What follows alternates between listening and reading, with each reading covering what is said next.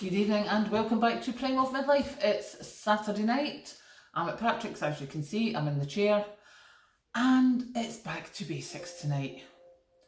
If you remember yesterday, I had said that the UK was seemingly getting more gas storage, so there was less of a risk of power cuts. The markets have seemingly steadied since Rishi Sunak became PM. It looked like things were possibly not going to be as bad as they are or were.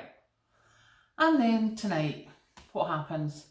I find the news, breaking news. The Russians have suspended their grain export deal with Ukraine.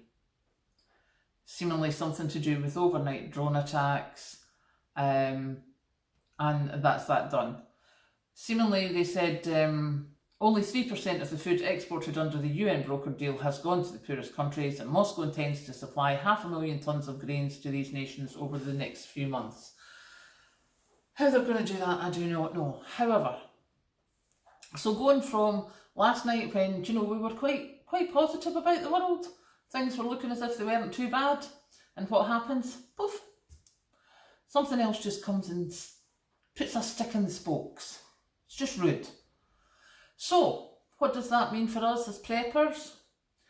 Ukraine, biggest supplier of wheat and sunflower seeds, sunflower oils, whatever.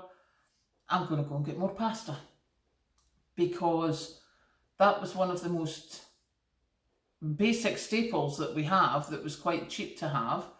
And when the Ukrainian war started and we're like, they can't get the wheat out of Ukraine and processed food had to change the recipes and everything, it's a huge deal.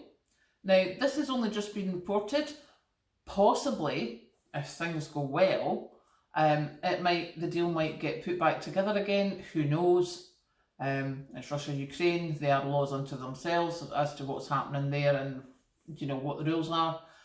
However, I think possibly I may be just going back to basics. Let's get the basics started again. Get a bit more pasta. Get a bit more oil. Get a bit more flour. Because somewhere way back in my dim and distant memory, I am pretty sure I remember that the head of the National Farmers Union in England and Wales had said something about, depending on how the weather panned out, the flour in Britain would not be, like the wheat, the flour that came from it would not be bread grade. And that could be a bit of a problem, because we do eat a lot of bread here, I have to say. So, there you go, short and sweet tonight. I don't know what to do with that.